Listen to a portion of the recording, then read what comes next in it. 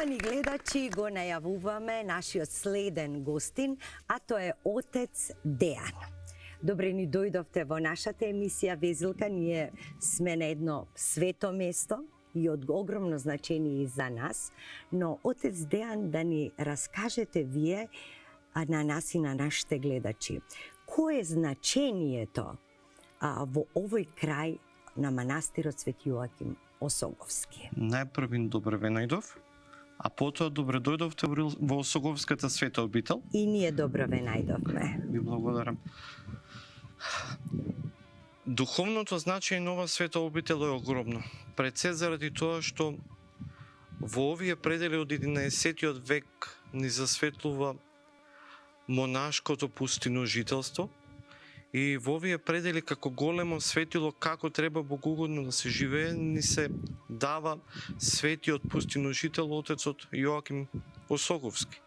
И од Свети Јоакима до денеска Христос делотворно се сведочи во оваа света обител, со тоа што оваа света обител од секога за паланчани била нешто по кое што тие се гордееле и нешто кое што за секој кривопаланчанец било завет, бидејќи овдека секој кривопаланчанин духовно се раѓал, бидејќи овдека секој свештенослужител на дело го сведочил Христос и на дело секому сведочил зошто нашата вера е права вера и како треба богоугодно да се живее.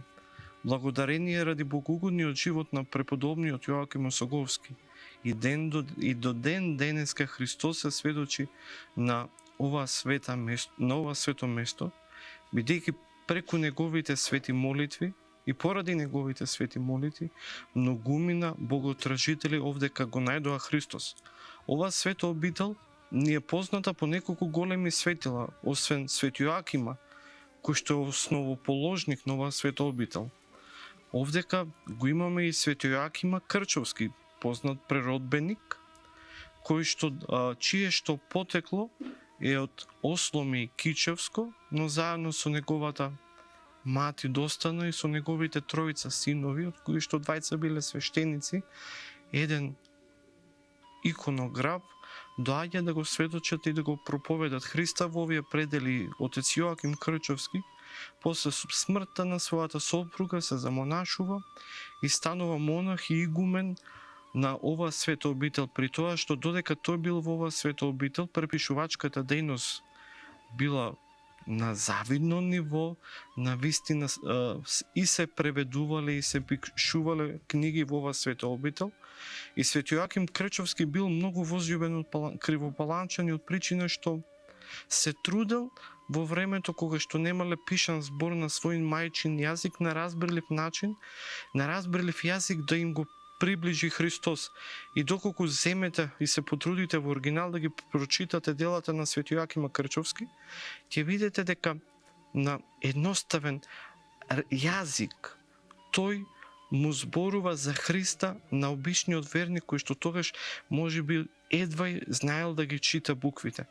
А освен Свети Јоакима Крчовски, ова света обител може да се горде и може да се радува заради тоа што и во своите пазови го примила и отецот Арсений, кој што бил втор игумен на ова света обител, кој што маченички пострадал за Христа од агаријаните.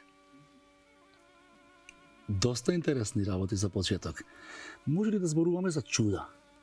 Зошто да не? Дали се имаат случајно некои чуда во кои што народот верува токму тука во овој манастир, за да ја подкрепат онаа верба во Исуса Христа? Најпрви чудо е ова денеска што дишеме, што се разбудивме, тоа е чудо. Потоа зошто православните христијани им треба друго чудо, кога чудото се случува на секоја божествена литургија, кога лебот и виното се претвара во тело и крв Христови.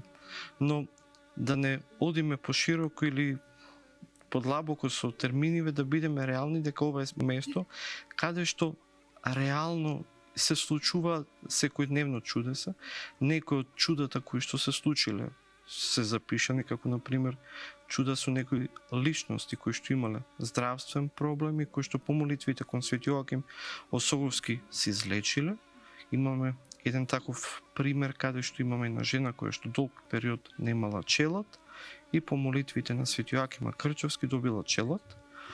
А имаме и други примери каде што луѓето над кои што се случиле чудо заради скромност и заради страв да не паднат во гордост, истите ги прекриваат. Но сепак, како што кажав, најпрвото чудо што се случува денеска е што се разбудивме живи и здрави во слава Божја. Амин. Да ни кажете сега и за црквата што е овде до нас, која година, кој век е изградена, малку повеќе за неа. Најстариот храм во ова светообител е, како што спомнав, овој храм. Така. Тој е изграден 50 години после смртта на преподобниот Јоаким Осоговски. Како период кога преподобниот Јоаким Осоговски починал се смета 1050 или 1052 година. И на ова место, за да се подвизува, доаѓа отец Теодор. Тој бил свештеник чие што презвитера починала и прима монашки чин и го добива името Теофан.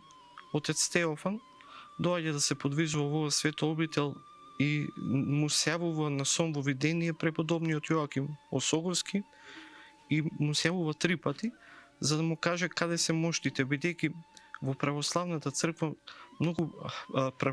црква многу предпазливо гледа на виденијата и на соновите, бидејќи често пати ѓаволот знае да не излаже преку истата. Првиот пат му се јавува преподобниот отец Теофан, тој не верува.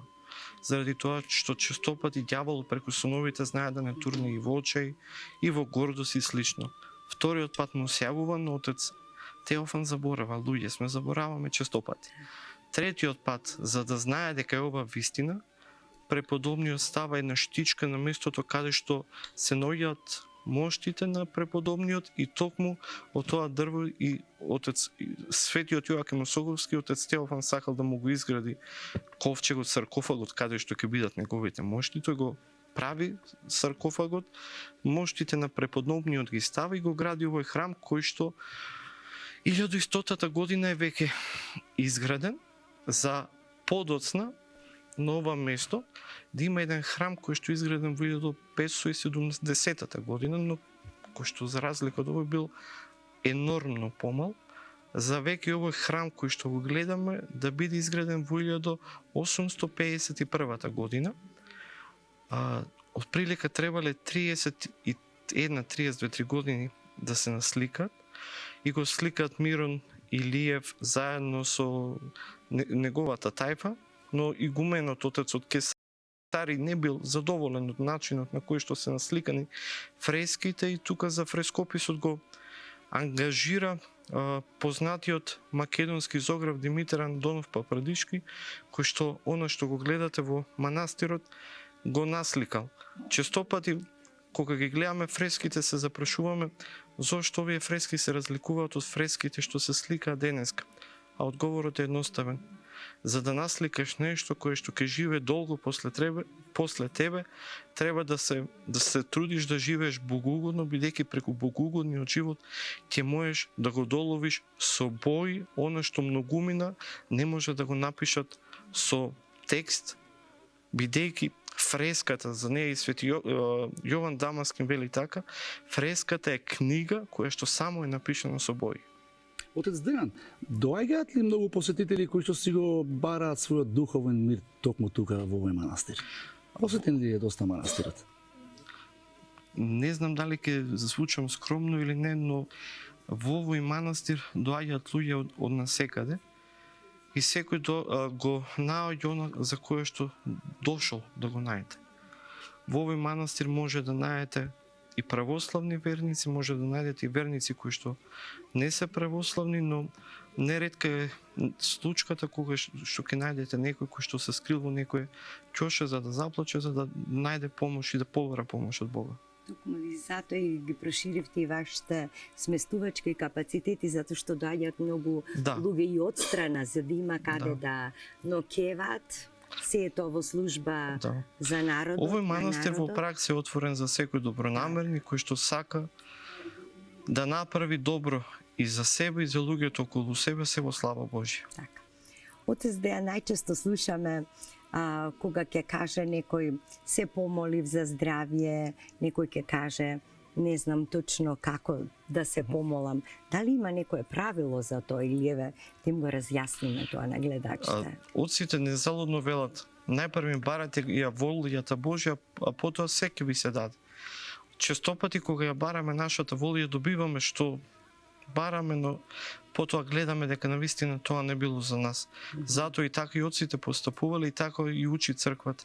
Најпрви барајте ја Божјата волја, а се потоа што е за вас ќе ви се даде. Нека биде волјата твоја, бидејќи барајќи ја волјата Божја се смируваме и го добиваме вистински она што е за нас. Така, секогаш и во секој миг да му бидеме благодарни на Бога за се што имаме, за она што е денеска, за она што е сега и за тоа што ни го чува и здравјето на нас и на семејството и така натаму, да ни дадете и ви еден ваш благослов за нашата убава емисија Везелка. И за сите гледачи се разбира. И за сите гледачи. Бог да ве благослови, да ве приумножи, да ви ја приумножи радоста.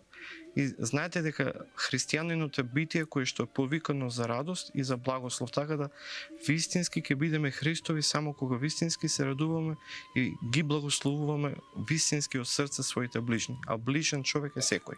Амин. Амин. Ви благодариме. Ви благодариме вас.